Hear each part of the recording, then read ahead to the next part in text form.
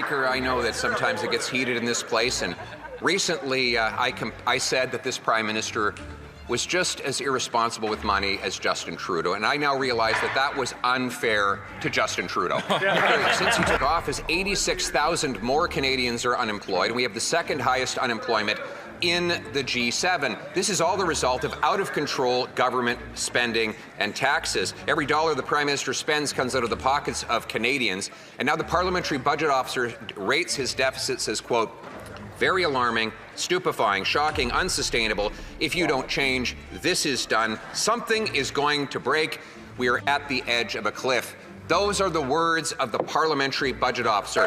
When will after the Prime Minister broke his promise to, quote, negotiate a win with the Americans by July 21st, lumber tariffs have more than doubled, and job losses are piling up. Cap Paper is potentially laying off 300 workers in Northern Ontario.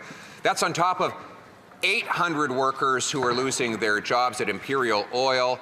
TransCanada and Enbridge are building more in the United States as their headquarters move south after the Prime Minister broke his promise to build, baby, build. Doesn't the Prime Minister realize that when he doesn't do his job, Canadians lose theirs? Mr. Speaker, our sympathies are with the families of the workers at Imperial Oil. Our actions are with the workers and the management of Cap Paper, who are having meetings with the Minister of Industry, a variety of other government officials today to work. Our support is foursquare behind Algoma Steel, with $400 million between the federal government and the province of Ontario to build Canada strong.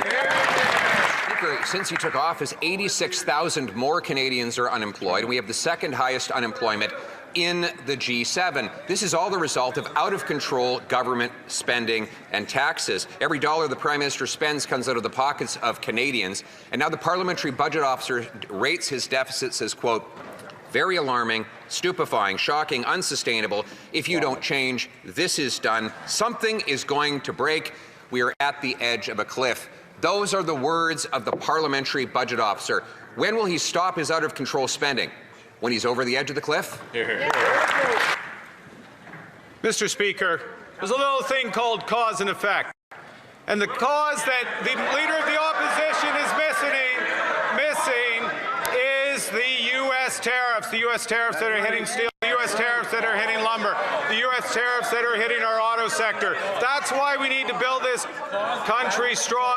That's why we're getting spending under control. That's why we're going to spend less to invest more. I believe in this country, Mr. Speaker. Come join us. Spend less? Deficit spending is up almost 100% since this Prime Minister took office. And as for investment, it has fallen. In fact, $50 billion of net investment has left since he took office, and yet he repeats the same promises the Liberals have been making for a decade. They said their deficits would lead to more investment. Since they took office, investment is down by 10%, the worst investment record in the G7. In fact, with $600 billion more debt under this government, investment has fallen. How much more debt would they have to add on the backs of Canadians to reverse this disastrous result? Mr. Speaker, once again, it's time for a little fiscal lesson for the Leader of the Opposition.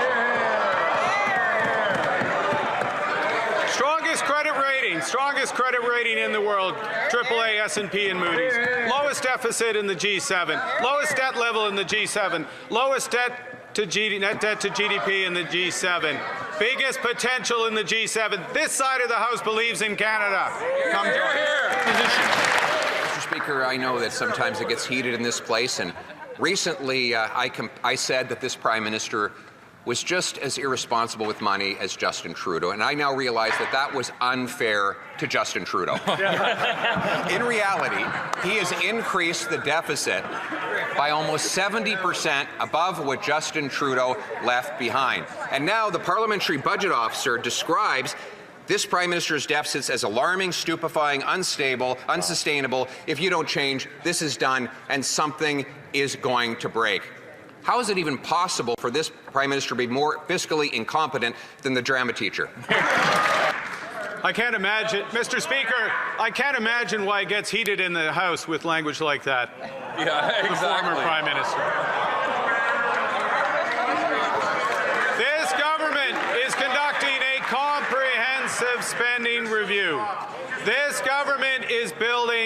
houses. This government is building projects in the national interest. This government is building Canada strong. Come join us. Mais ça vient d'une vraie... Mr. Speaker, coming from a real economic expert, the Parliamentary Budget Officer has said that this Prime Minister's deficits are very alarming, stupefying, shocking, unsustainable. If you don't change something, this is done. Something is going to break here. Canada isn't over the cliff yet, but it's looking out over the cliff. Mr. Speaker, every dollar being spent by this Prime Minister is coming out of Canadians' pockets. Will he finally recognize that Canadians can no longer pay them? Mr. Speaker, Canada has the strongest economic record in the G7. Canada has some of the lowest long-term interest rates in the G7, lower than the American rate. On this side of the House, we have a great deal of ambition. We will build Canada strong. The Prime Minister promised the Canadians would be able to judge him by their experience at the grocery store. Well, that experience is what is now being called struggle meals, where Canadians are now sharing tips on how they can scrounge together meals that are often of lower nutritional value because that's all they can afford. Food price inflation has accelerated to almost double the Bank of Canada's target, rising 50% faster in Canada than in the United States since this Prime Minister took office, promising the reverse. Will he finally axe the Liberal taxes on groceries so that Canadians can afford to eat? Monsieur le Président, il n'y a pas... Mr. Speaker, there is no GST on groceries. Number two, we cut the carbon tax. There's no carbon tax. There's no carbon tax on farms. There's no carbon tax on grocery stores. There is no carbon tax. No, there's not. On anything under 50 kilotons. Monsieur le Président, but we see the big picture. We know that real wages have been growing every single month since I became Prime Minister.